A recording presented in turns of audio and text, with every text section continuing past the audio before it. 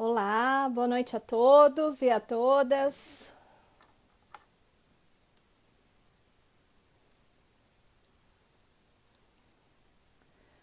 Olá, boa noite. Esperar um pouquinho.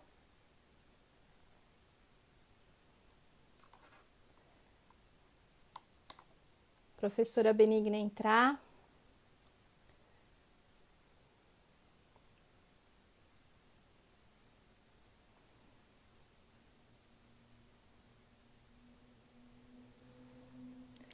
Vou colocar aqui.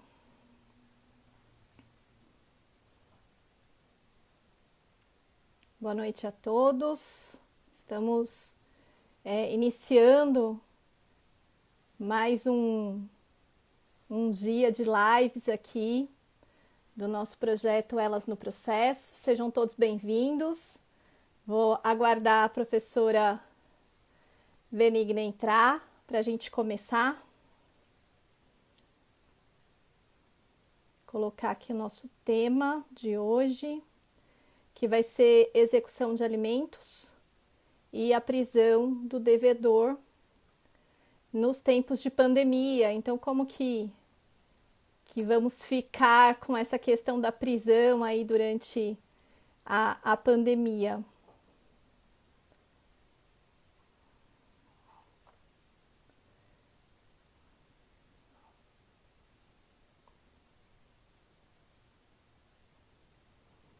Pronto, tema fixado. Olá, Fernanda, tudo bem? Também faz parte aí do nosso grupo do Elas no Processo.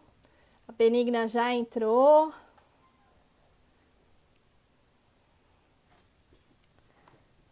Vamos ver se vai.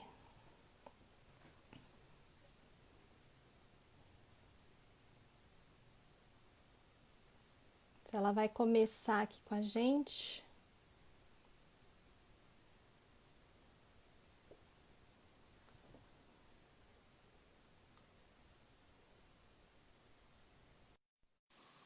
Acho que agora vai dar certo. A Marcinha, olá, tudo bem? Olá, Aê, agora deu deu certo. certo, tudo direitinho aqui, né? Só vou ajeitar aqui Isso. para ficar melhor. É que a gente fica cortada aqui também. Você tá pronto? Eu vou. Acho que agora todo mundo me enxerga. Bom, hoje o projeto Elas no Processo recebe a professora Benigna Teixeira. A professora Benigna é mestra em Direitos Humanos, é professora, mediadora, na área de processo civil e conversamos, né, sobre o projeto Elas Debatem, que tem por objetivo trazer tanto as pessoas que fazem parte, né, do grupo Elas no Processo, como também outras convidadas para discutir sobre assuntos relevantes e polêmicos do direito processual civil, que a gente tanto gosta de estudar, né, Benigna? Sim. E para esse segundo dia, esse projeto do Elas Debatem foi iniciado na semana passada e a gente vai fazer de forma semanal. E para essa semana nós pensamos no tema da lei da pandemia, né, da lei 14.010, que fala a respeito da prisão do devedor de alimentos nesse período da pandemia. Então, a gente vai discutir, é um bate-papo aqui sobre processo, mas, Benigna, o que você me diz sobre o que está dizendo essa lei a respeito da prisão dos alimentos? Bom, primeiro eu quero dar boa noite, né? Agradecer, né, essa oportunidade da gente estar aqui debatendo um tema assim super interessante que a gente está vivenciando, né? Esse momento do isolamento e convidar, né, todo mundo para participar das nossas lives aqui, porque todas as quartas, sextas e acho que segunda também, né? Eu acho que é só quarta e sexta, né? Que são os Acho dias. que sim. A gente sempre vai ter uma live aqui no perfil. Bom, a respeito do nosso tema hoje, que vai entrelaçar aí com a execução de alimentos, justamente a lei da pandemia, que é a Lei 14.010, que é uma lei que foi criada de uma maneira temporária, ela é emergencial e vai ficar, portanto, até o dia 30 de outubro de 2020. Essa é a previsão de vigência da lei. Então, essa lei ela veio regular algumas questões do direito privado e não deixou de fora, claro, a parte de execução de alimentos. E o que chama atenção aí da lei é justamente a possibilidade, agora, diante dessa pandemia, da prisão civil ser em regime domiciliar. E aí fica reflexões e críticas também a respeito desse artigo, justamente prevendo essa questão que, de um lado, se vê a prevenção, sim, do devedor de alimentos, né? Não está no lugar, no regime fechado, para não realmente ser contagiado, mas, por outro lado, a gente vê a situação do alimentando, né? Então, por quê? A gente, com esse momento do isolamento, o alimentando, ele também está numa situação delicada. Por quê? Porque os custos, principalmente do genitor que está, né, ali sendo responsável por ele, aumentaram. Vai dizer que não aumentou é mentira, porque aumentou justamente porque eles estão os alimentando em casa, em tempo integral, ainda tem que continuar a pagar os cursos de colégio à distância, outros cursos extras também que se faz à distância, como, por exemplo, curso de inglês, e os custos da própria casa, aumentando o número de refeições e etc. E aí, do outro lado, a gente vê uma situação em que a lei coloca em regime domiciliar e você também não vê uma efetividade com a questão do regime domiciliar, né, da prisão. Então, assim, no meu ponto de vista, mandando agora a bola para você, Cecília, no meu ponto de vista, eu não vejo, né, a eficácia dessa lei no sentido de realmente prestar os alimentos, porque agora o regime é domiciliar e para o alimentante, né, está muito cômoda a situação. Se a gente for olhar pela força que a lei, né, deveria dar nesse momento e a gente não consegue visualizar isso. O que você acha, Cecília? Eu também não vejo muita eficácia numa prisão domiciliar.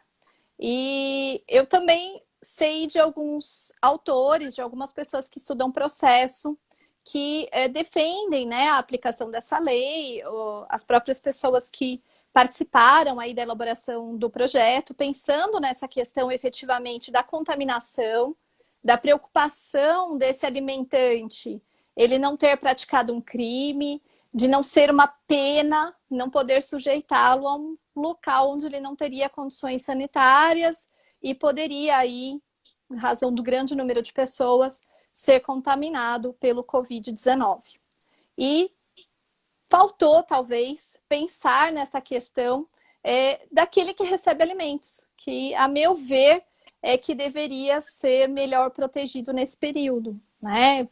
Porque a gente vai estar falando de crianças e de adolescentes que efetivamente têm a necessidade de receber. E quando a gente fala de um regime de execução sob pena de prisão, a gente não está falando daquele devedor que não tem nenhuma condição financeira, porque a prisão para ele vai ser realmente ineficaz, né?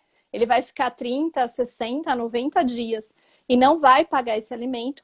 Mas a gente está falando daquele devedor que efetivamente tem patrimônio, que ocupa esse patrimônio, e por isso, muitas vezes, a tentativa de receber sob pena de penhoras também se mostra infrutífera, ineficaz. E quando se tenta essa cobrança, essa execução sob pena de prisão, essa pessoa vai lá, não passa uma noite na cadeia, né? Vai lá e quita essa prestação. E se estamos todos em casa, em regra, né, em tese, porque muita gente aí está na rua, está trabalhando, principalmente as pessoas que lidam com produtos que são relevantes, pessoal que trabalha na saúde, né, pessoal que trabalha com entrega, farmácia, mercado. Então, nessas situações, a gente vai ter a pessoa trabalhando e realmente uma prisão domiciliar seria efetivamente muito coercitiva. Agora, na situação da pessoa que está lá no home office, já está em casa, a prisão domiciliar só muda o motivo dele estar em casa, né? Em que pese tenha, sim, também algum tipo de desconforto. Ele não vai poder, por exemplo, dar uma saidinha para ir no mercado, não vai poder dar uma saidinha para ir na farmácia.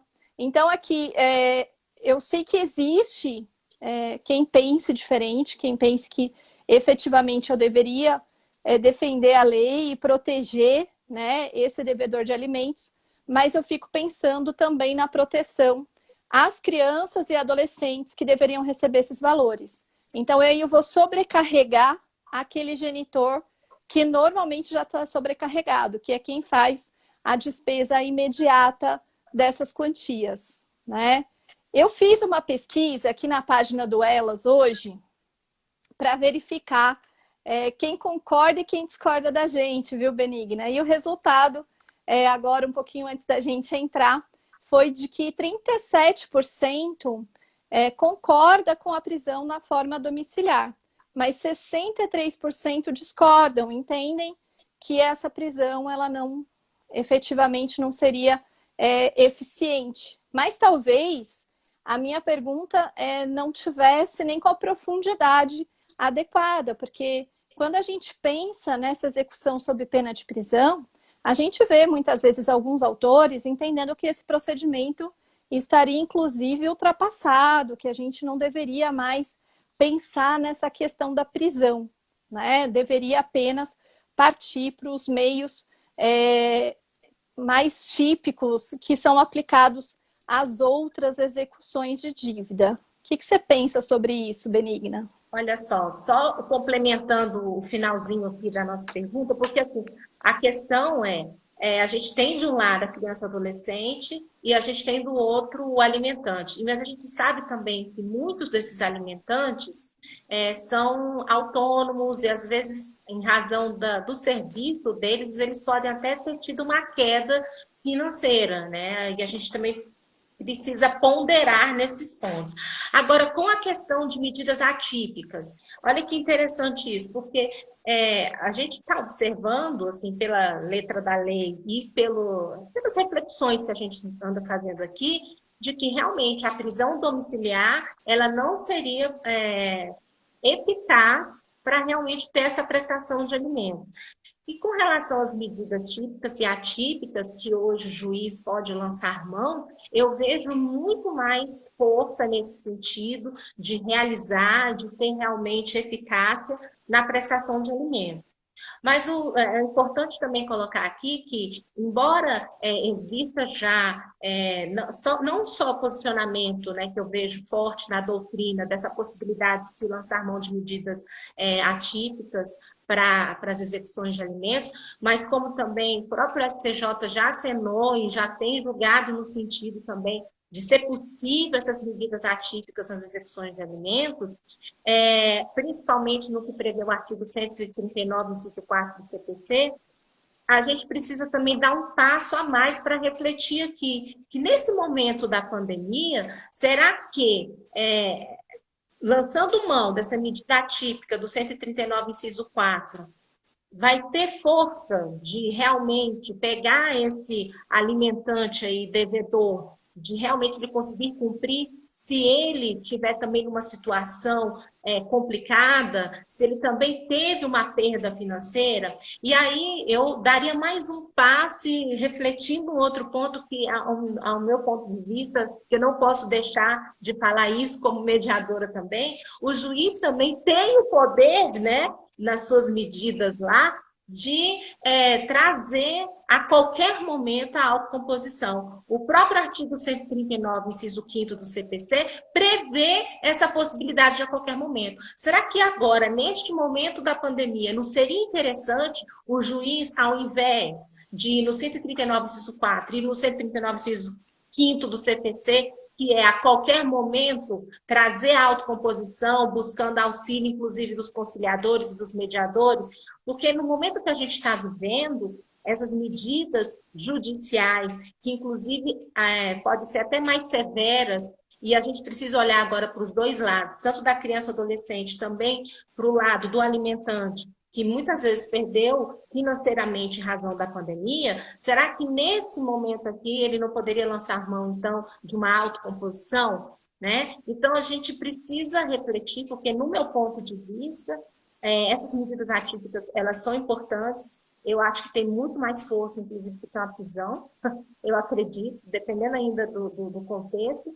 E nesse momento, nesse cenário que a gente está vivendo, eu ainda acredito que o 139, inciso 5º, responderia perfeitamente aqui, na autocomposição. O que você acha? Eu concordo, eu concordo.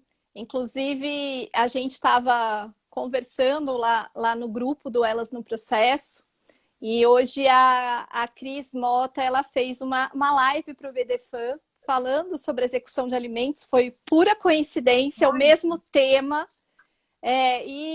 Fiquei sabendo já meio em cima da hora, e um dos pontos que ela tocou foi exatamente esse. Então, vou dar aqui... Eu já tinha pensado também sobre essa possibilidade, mas achei muito interessante que a Cris também tocou nesse assunto, de que talvez seja mais interessante, né, para essa situação que a gente vivencia hoje, não pensar nessa prisão. Porque se essa prisão domiciliar, naquele caso concreto, porque esse devedor já está trabalhando home office e para ele não geraria nenhuma força coercitiva, será que tentar uma mediação de até mesmo postergar esse pagamento, né? Olha, ele está home office, mas ele está com uma redução de carga horária, ou ele é autônomo e está com menos serviço, né? Isso tem acontecido até mesmo com muitos advogados que acabaram tendo uma demanda menor de serviço nesse período de pandemia. Então, será que não valeria a pena tentar fazer um acordo para se chegar num parcelamento desse valor, né, desse período em que a gente teve um valor de recebimento menor, ou até mesmo postergar esse pagamento para que depois da pandemia a gente tenha cobrança, né? Ou até fazer aí um negócio jurídico processual para já se prever que a prisão desse período, caso não seja cumprido esse acordo, vai ser utilizada lá depois desse prazo do dia 30 de novembro. Então, efetivamente, a gente vai ter que sair da zona de conforto do que se estava acostumado, né? Nessa questão da execução de alimentos, para criar alternativas. Porque é claro que aquele devedor que possui patrimônio, que possui outros meios de pagar, que a gente não precise da coerção, eu entendo que, inclusive, a execução sob rito de prisão seja desnecessária. É muito mais interessante, né? Eu conseguir penhorar. Eu sei que esse devedor ele tem valores numa conta bancária, que ele tem investimentos. Para mim, que sou credor, vale muito mais a pena eu receber o dinheiro do que criar um meio coercitivo para receber. Então, é muito mais vantajoso. Ao invés de entrar com a execução sob pena de prisão, poderia aí optar pelo rito da penhora, né? Mas, numa situação em que eu efetivamente dependa da coerção, talvez a prisão não seja a melhor opção nesse momento, né? O que você pensa aí com relação às espécies, né? As opções que nós temos na legislação com relação a esse cumprimento de sentença de alimentos? Pois é, a questão do procedimento, né? Hoje, assim, o CPC ele prevê os dois procedimentos, prisão e o rito penhora, né? E ainda a gente tem já, inclusive, a possibilidade de ter acumulação desses procedimentos. Então, a gente tem hoje o artigo 780 do CPC, que já estava prevendo mesmo essa acumulação, né, de execuções. E a gente tem também entendimento da jurisprudência no sentido de que é possível ter essa acumulação aí de procedimentos. Tudo isso em vista da celeridade e para não se perder, inclusive, a efetividade de uma demanda de execução, porque o que se busca na execução aqui, a gente sabe que é o crédito alimentar. Então, no meu ponto de vista, eu acredito que, dependendo aí, como você colocou, de ter um alimentante, o devedor, que tenha um bom patrimônio, com certeza lança aí a execução rito penhora, porque é muito mais eficaz do que, de fato, ir, né, a questão da prisão. Vai logo para o rito penhora. Isso é perfeitamente possível, o sistema adota e tudo mais. Vamos dizer assim, no momento normal, né, que a gente estava antes da pandemia, isso também era bem tranquilo de você raciocinar. Agora a gente não sabe o que vai vir depois da pandemia, né? Tem isso também. A gente tem o momento da pandemia e pós-pandemia. Será que a gente vai continuar com esse mesmo raciocínio, né, de procedimentos e tudo mais? Eu vejo que a gente está meio, vamos dizer, que está tendo um laboratório, que a gente está tendo algumas experiências para ver o que vai ser depois. A verdade é essa, a gente está vivendo aqui experiências, mas dentro dessas experiências que a gente está vivendo e o que a gente está podendo refletir é sim dessa possibilidade de acumulação de procedimentos.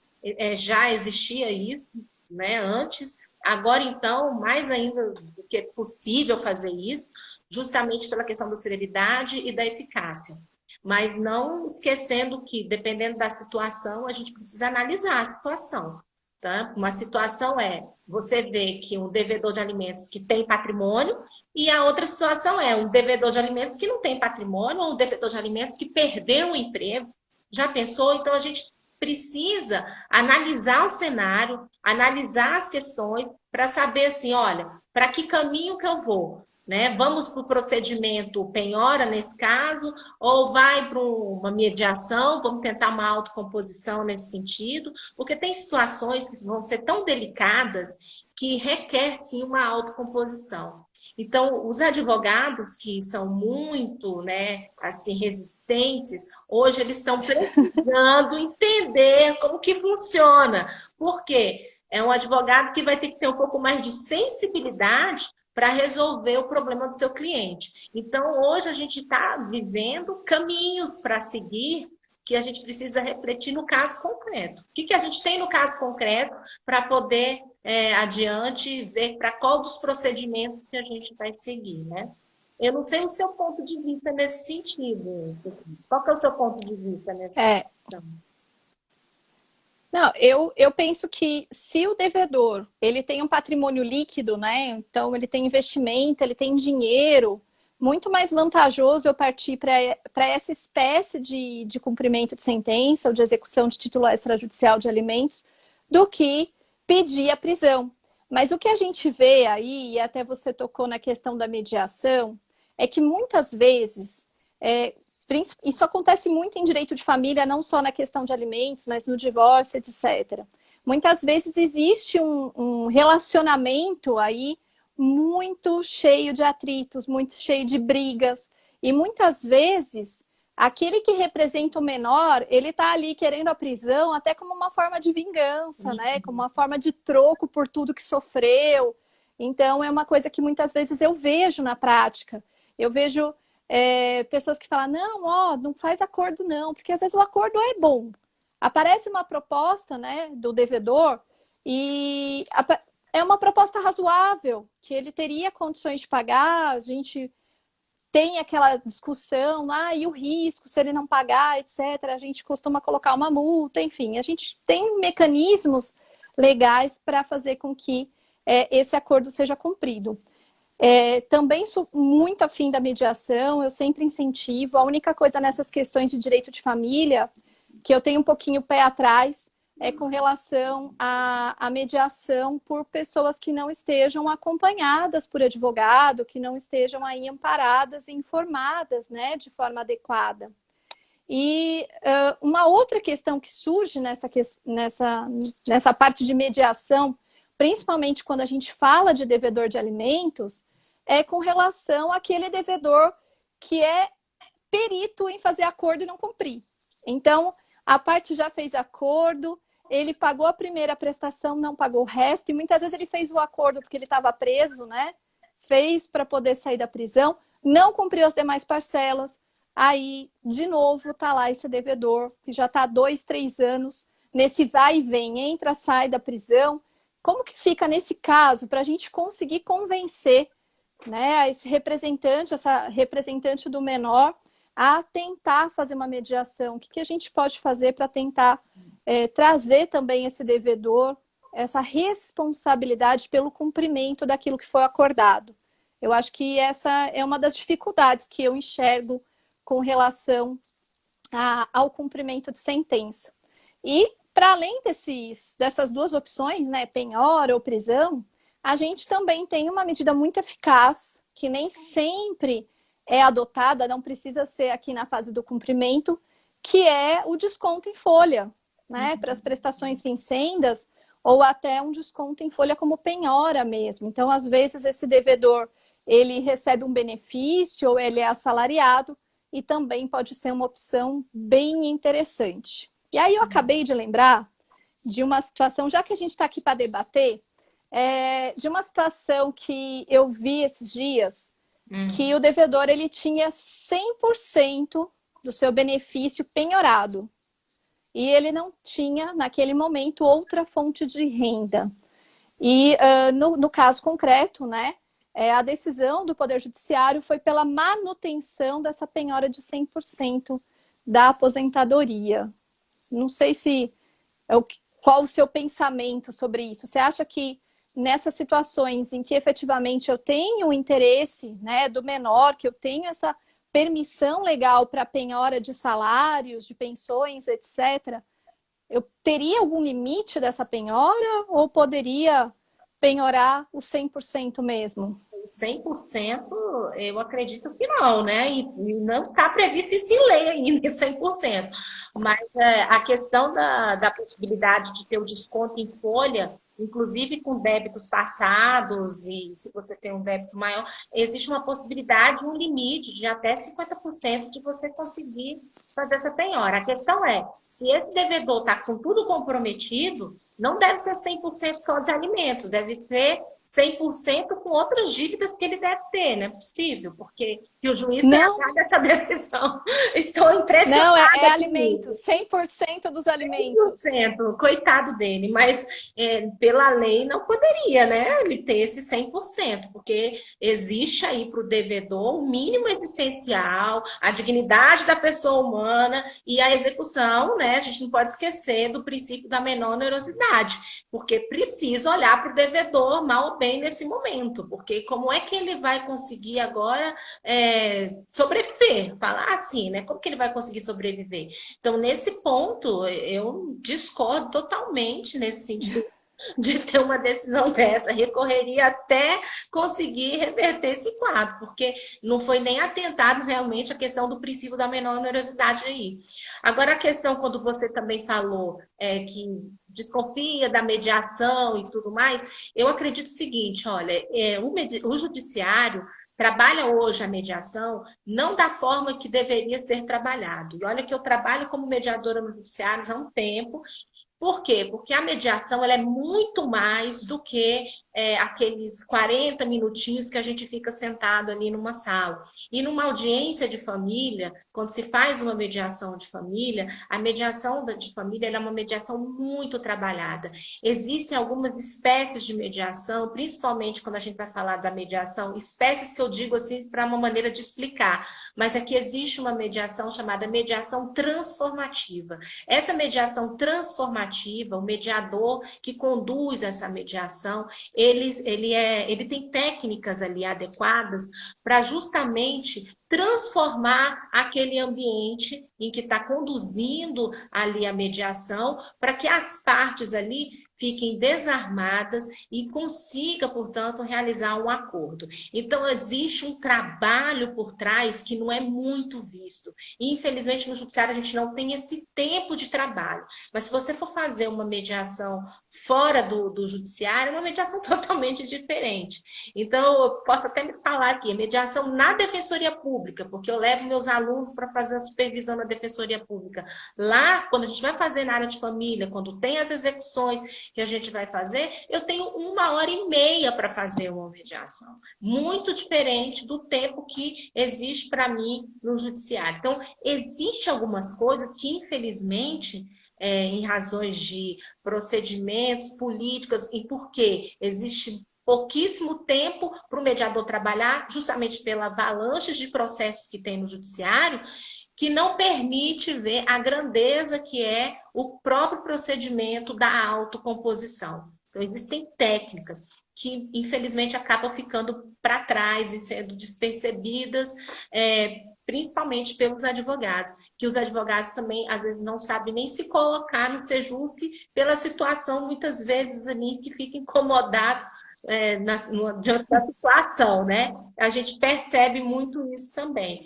Mas aí, voltando nesse ponto, não concordo com esse 100%. Feriu totalmente o princípio da menor onerosidade. Totalmente. Eu não sei se é o ponto de vista, mas, na minha opinião... Não, eu sou totalmente... entendo como você, que deveria ser o limite aí 50%, né? Salvo, é claro, se esse devedor tem outra fonte de renda. Então, ele até tem um benefício que ele recebe, uma aposentadoria, mas ele tem ainda um salário, ele tem outra fonte de renda. Nesse caso, ok, até penhorar 100% do benefício. Mas quando esse benefício é toda a renda que ele possui, eu efetivamente entendo que há um abuso, né, nessa penhora. Esse caso que eu tomei conhecimento, inclusive, existe confirmação do Tribunal de Justiça, né? Então, realmente aquelas decisões que a gente pega e que fica bem complicado. Como a gente também tem alguns casos na prática, né, que acabam sendo bem complicados. Você estava comentando da questão de se pensar no devedor, teve uma diminuição de renda, muitas vezes ele teve aí também, em razão da pandemia, perdeu o emprego. Então, nessas situações, a meu ver, o adequado seria que esse devedor, ou ele efetivamente firmasse um acordo com relação a uma nova fixação desses alimentos nesse período, né, ainda que fosse transitório, mas não sendo possível chegar a esse acordo, chegar a um denominador comum, o interessante para que ele evitasse um prejuízo numa futura execução seria efetivamente pedir aí a revisional de alimentos, né? Então, eu penso que talvez seja uma alternativa para o devedor. É claro que a mediação, a conciliação nesse momento, chegar num acordo é a melhor saída, a gente não atravanca o Poder Judiciário, resolve isso sem litígio e consegue uma maior efetividade para as partes. E aí, eu vi que a Cris entrou aí para nos prestigiar. Na live dela, ela estava falando uma questão muito interessante e eu estou aqui pensando desde as 6 e pouquinho da tarde, quando ela estava comentando, que é o seguinte: em que pese essa prisão do devedor, ela estar nesse regime domiciliar, né, até dia 30, ela colocou uma sugestão de que nesse meio tempo eu entro até com cumprimento de sentença sob pena de prisão, mas eu faço um pedido para o juiz, né, para que antes se tente uma medida atípica de penhora, porque a medida de penhora no processo sob pena de prisão seria atípica. E depois, eu não tendo ou tendo essa penhora por um intervalo de tempo, eu depois pedisse a prisão ou até uma outra medida atípica por um período curto, e caso ela não fosse eficiente, eu já entraria com esse pedido de prisão, uma vez que já estamos em julho e esse regime emergencial vai ficar só até dia 30 de outubro. O que você pensa sobre isso, Berenguer? Você acha que é possível, como medida atípica, pedir algo de outro rito? Eu acredito que sim, até porque a gente já tem essa sinalização, né, dos tribunais superiores aí nesse sentido. E o CPC nosso, a sistemática dele, eu acredito que, em razão da celeridade, economia processual, de novo trazendo, que é o mesmo ponto que a gente está colocando aqui, tem como fazer sim juntar. No mesmo procedimento, por exemplo, um procedimento de cumprimento de sentença, você vai lá e pede sim a penhora, depois você vai lá e pode pedir a prisão, tudo no mesmo procedimento, você vai fazer esses pedidos, né, de medidas atípicas aí.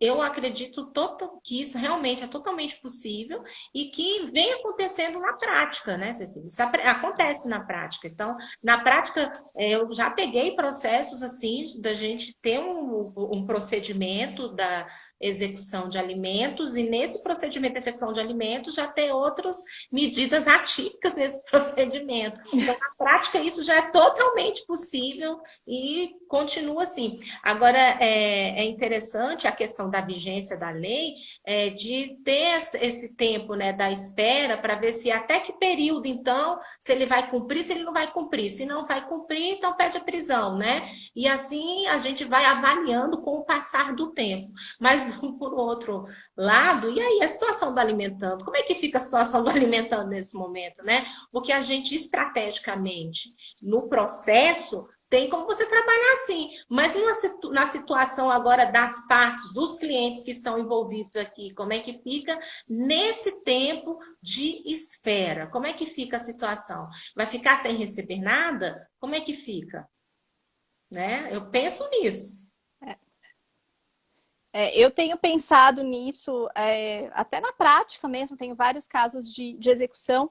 Eu tenho um efetivamente que me preocupa muito, é um caso que eu atendo com um convênio com a Defensoria Pública, e a pessoa está na margem da pobreza, até recebe benefício assistencial, é acompanhada pela assistência social do município, e tem 3 filhos, né? Então, como que fica essa questão desse recebimento? Porque nesse momento eu pedi que se execute sob pena de prisão para um regime domiciliar, para o pai das crianças que já não trabalha e fica em casa, não teria eficiência nenhuma. E esse pai das crianças, ele é uma pessoa bem instável, ele acaba também, por não trabalhar, não tendo uma renda fixa, ele não recebe benefício. Então, efetivamente, eu já deixo para uma pessoa que é hipossuficiente, que tem 3 filhos pequenos, a responsabilidade total pelo cuidado com esses filhos, né? Então, quando a gente olha na lei, é muito fácil a gente, olha, cabe esse procedimento, cabe aquele, vamos suspender até dia 30 de outubro a prisão, vamos deixar só a prisão domiciliar. Mas quando a gente cruza com a prática, a gente percebe que existem outros complicadores que podem gerar aí um prejuízo maior, principalmente para aquele que deveria ser protegido, que são as crianças. E não é raro também a gente escutar, né? Como já escutei também nesse período de pandemia, não vou mais pagar alimentos, não. Não posso ser preso mesmo, eu vou usar para outra coisa esse dinheiro, e aí, quando entrar com a execução sob pena de prisão, só vai poder cobrar os 3 últimos. E aí eu não preciso pagar o restante. Né? Tem um monte de histórias assim que a gente fica ouvindo. E aí, como que funciona? Se eu só posso executar as 3 últimas prestações, e até outubro de 2020, eu não vou ter essa prisão efetiva, vai ser uma prisão domiciliar. Como que eu vou fazer com essas outras parcelas? Né? Que você pensa a respeito disso? Bom, essas outras parcelas vai tudo para o rito da penhora, né? Não tem, acho que, outra saída para o rito da penhora, infelizmente. O problema é, se vai no rito da penhora e, infelizmente, o devedor não tem nada. Se o devedor não tem nada, como é que vai fazer? Né? Fica com o nada, infelizmente. Agora, na prática, a gente vê essas dificuldades. O advogado da área de família, ou defensor, quando você está trabalhando assim, com uma comunidade, e até no próprio núcleo de prática jurídica da faculdade, que também a gente, né, acaba assistindo ali também pessoas que não têm condições financeiras. Então, você vê que para essa área, a sensibilidade do trabalho é bem diferente do advogado empresarial. Então, a sensibilidade é outra, muito diferente, nem se compara, né? Agora, você vai estar diante de uma situação que você vai ter que dizer lá para a cliente, olha, Infelizmente, aqui não tem como pedir a prisão, vamos pedir a penhora, mas ele não tem nada, e nós vamos tentar buscar alguma coisa, vamos fazer pesquisas, vai que ele tem alguma ação de indenização que está para receber, né? Teve um caso, inclusive, interessante, há pouco tempo julgado, justamente no sentido de que a pessoa era devedora, né? E aí esse devedor, ele tinha uma ação trabalhista de uma indenização que ele ia receber da empresa e vamos dizer assim, lá ele era credor na trabalhista e na civil ele era um grande devedor. Ele faleceu, todo mundo procurando bens e valores dele, não tinha nada, o que fizeram? Penhora no rosto dos autos lá da ação trabalhista. Então aí o credor, no caso, o alimentando, vai ter que ser um detetive aqui, para poder conseguir encontrar algum valor desse devedor de alimentos. Vai que ele tem uma ação trabalhista, que ele vai receber um dinheiro, corre lá e faz uma penhora no rosto dos autos, não é? Ou se não, vai que ele vai ser, né, herdeiro ali de um tio rico e que ele recebeu essa herança, então você sai correndo para pegar essa penhora ali e pegar esse dinheiro dele. Então você tem que ficar buscando, fazendo pesquisas, pesquisas e pesquisas até a gente achar. Existem vários tipos de penhora, na verdade, então alguma dessas penhoras pode ser que tenha sucesso, não é possível, né? E se não tiver, a gente vai ter que partir para as medidas atípicas, né? Com certeza. Suspensão da CNH. Isso, aí a gente. Suspensão... Uma aluna, esse semestre eu dei aula de execução, né? E na aula de execução de alimentos, estávamos discutindo sobre essas questões, e aí eles já estão no último ano, muitos alunos já estão como estagiários, né? Ou trabalham no fórum e acabam vendo vários casos. E me deu uma sugestão muito interessante de medida atípica, até se a Cris estiver aí online, colocar o que ela acha. Falou, olha, em tempos de pandemia, a melhor medida atípica que existe é cortar a internet. Eu falei, olha, para mim é item essencial, ainda mais em tempos de pandemia, a internet está essencial. Não sei não se não está mais essencial que água e comida, né? É verdade, eu acho que se cortar a internet, aí sim a gente vai ter eficácia, entendeu? A gente vai ter. Alguém está fazendo uma pergunta aqui, né? Uma provocação. O executive requer designação de uma audiência de conciliação diante do quadro pandêmico, provavelmente marcada após outubro. Não seria uma forma de alongar o rito coercitivo? E aí, Cecília? Eu não sei como que está em outros estados, tá? Eu vou falar pelo estado de São Paulo. A gente está tendo a realização das audiências de conciliação de forma remota. Então, aqui, o Tribunal de Justiça de São Paulo está usando aquele Microsoft Teams. Então, a gente entra numa videoconferência e essa audiência de conciliação é realizada normalmente. Mas eu concordo que em algumas comarcas, né? Aqui eu estou no interior de São Paulo. Então, tem comarcas que uma audiência de conciliação está sendo designada para 2021. E aí, realmente, numa questão de alimentos, ainda mais numa fase já executiva, que a gente tem a urgência pelo não pagamento, né? Porque num processo de conhecimento de alimentos, se eu já tive a liminar, eu aguardar 6, 7 meses pela audiência de conciliação, eu não tenho um prejuízo tão grande para aquele que tem o direito de receber. Agora, numa situação que eu já estou na fase de cumprimento de sentença e que esse pagamento já foi estipulado e não vem sendo cumprido, uma demora muito grande numa designação da audiência de conciliação efetivamente pode prejudicar ainda mais.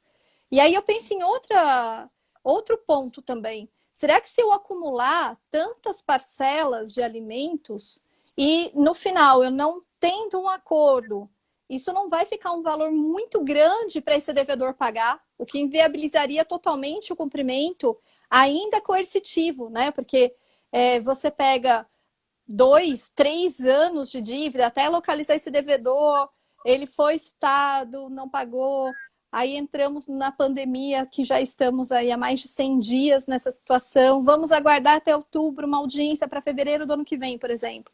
Eu vou acumular muito tempo de parcelas. E aí, como que até a prisão teria essa força coercitiva? Porque a dívida às vezes vai ficar tão grande que realmente só o acordo salvaria, ou vou ter que partir para penhora, que muitas vezes não tem. Por falar em penhora, a Josi Lansoni, ela é advogada aqui na comarca de Leme. Ela colocou a opção, né, de tentar penhorar o FGTS. Também eu acho bem interessante essa saída, porque às vezes a pessoa tem lá bloqueado o FGTS porque pediu demissão, porque não teve a oportunidade de resgatar esse FGTS, e eu posso realmente conseguir alguma coisa. Mas é aquilo que você já falou, é aquele serviço de detetive, né, para conseguir receber. Se o tema execução já é um tema árduo na prática, quando a gente estava lá no grupo do FPPC, na parte de execução, diversas ideias de enunciados, de trazer mais efetividade, era muito difícil de passar no próprio grupo, quanto mais depois na plenária. Então, se já é um tema assim árduo nas situações normais, né, de dívida de valor, quando a gente está diante de uma dívida alimentar, eu acho que o peso é muito maior, né? Muito, muito. E você, o que pensa aí sobre essa questão? Olha, eu penso assim, primeiro que a gente está, aquilo que eu estava falando aqui, a questão dos alimentos, o advogado que está trabalhando com essa questão dos alimentos tem que ter uma sensibilidade totalmente diferente, porque o próprio nome diz alimento, sobrevivência, e às vezes realmente precisa do dinheiro para comer mesmo, do seu dia a dia mesmo, né? Nos alimentos, no seu sentido da palavra mesmo. Agora, o que eu penso? Quando se falou da questão da penhora do FGTS, que é totalmente possível, mas até para você chegar nesse pedido para o juiz, a gente tem que fazer aquela busca inicial, que geralmente a gente já pede logo o Bacen-Jud, né? Que é o primeiro ponto de pedido numa execução de alimentos, já pede logo o Bacen-Jud, se for cumprimento de sentença ali, né? Penhora. Faz Bacen-Jud, não tem nada no Bacen-Jud, aí você já fez uma pesquisa, já provou para o juiz que não tem carro, que não tem casa, que não tem nada, aí sim você começa a fazer esses outros pedidos, que não são pedidos que são assim, regras num pedido de penhora de alimentos, aí sim você vai chegar, olha, FGTS, porque já trabalhou. O alimentante já trabalhou uma vez na vida. Pode ter certeza que algum dinheiro ele vai ter lá, né? Então, vamos lá no FGTS. Dificilmente, né, o alimentando não vai ter trabalhado. Mas, geralmente, o que não trabalha, o advogado mais esperto faz o quê? Coloca os pais do alimentante, né, ou seja, os avós ali, como também responsáveis na ação de alimentos. E aí é outro pano para manga também, porque aí a gente vai falar de questões, por exemplo, de que às vezes o alimentante não está sendo responsável, mas tem os avós sendo responsáveis, e essa execução muitas vezes pode cair nas costas dos avós. E aí já teve, inclusive, decisão da ministra Nancy, que a ministra Nancy sempre faz as novidades no STJ, justamente afastando a prisão dos avós, mudando, inclusive, o rito ali da prisão, né? Era para ser prisão, falou, não, mas aqui, questão do idoso, a questão é peculiar, e não sei o quê, e aí afastou essa possibilidade de prisão aqui dos avós. Que, ao meu ver, né, seria de fato, se você for olhar pela questão da idade, dos avós e etc., é sensato fazer isso. Mas e o procedimento, como fica? E a eficácia, cadê os alimentos nesse momento aqui também, né? Então, existem várias situações a ser refletidas quando a gente fala de execução de alimentos. E mais ainda agora, nesse momento da pandemia. Aí a gente precisa refletir muito mais. Como é que você quer ter eficácia? Você quer realmente receber os alimentos? Então, senta e vamos tentar um acordo. Se você quer fazer algo mais, né, sensato, de uma maneira mais amigável, para resolver a questão. Agora, não teve como, infelizmente, não teve o acordo, aí vamos sim lançar a mão, né, do judiciário, que já está, assim, praticamente sem respirar nesse momento, muitos e muitos processos, e fica uma situação complicada também para o alimentando, que ele vai precisar esperar, aguardar, e a gente não pode nem dizer para o alimentando, vai sair daqui a um mês, não sabe quando vai sair. A gente não tem, né, essa previsibilidade de quando que vai sair não só a sentença, mas a eficácia mesmo, ou seja, ter o dinheiro ali da conta dele, né, dos alimentos. Então, a pessoa precisa saber, quando busca o judiciário, tem que saber de que pode acontecer de ter o dinheiro logo na sua conta, como pode acontecer de demorar, que a tendência é demorar sempre, né, Cecília? A verdade é essa. Infelizmente, a gente tem um poder judiciário muito sobrecarregado, né? Não é má vontade, é realmente muito processo.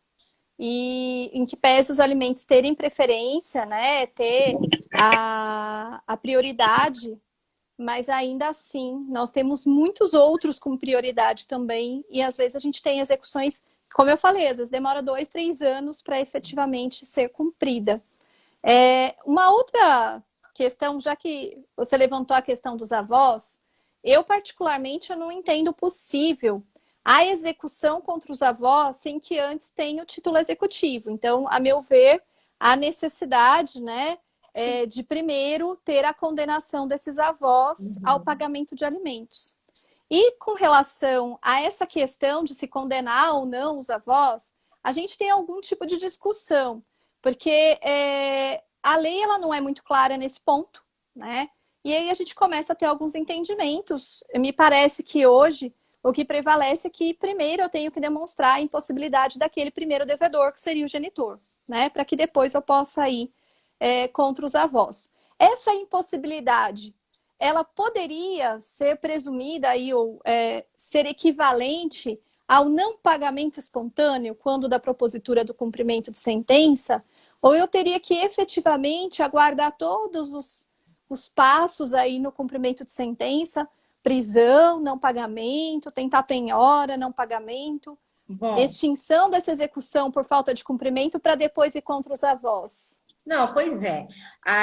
Os avós, claro, para eles estarem numa execução de alimentos, eles precisam ter realmente passado pela ação de alimentos.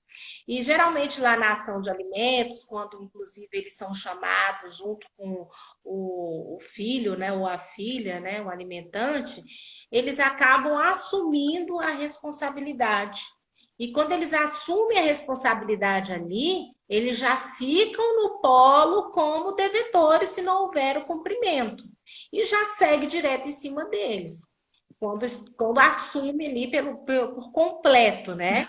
Agora, tem situações, por exemplo, situação prática de vivência minha. Teve um caso em que o alimentante, ele tinha problemas com drogas, então ele era realmente viciado, ele realmente, às vezes, não dormia em casa, ficava jogado na rua, e teve um filho e precisava dos alimentos. Então, nessa situação aí, demonstrando a situação do alimentante, do genitor, os avós tiveram que assumir.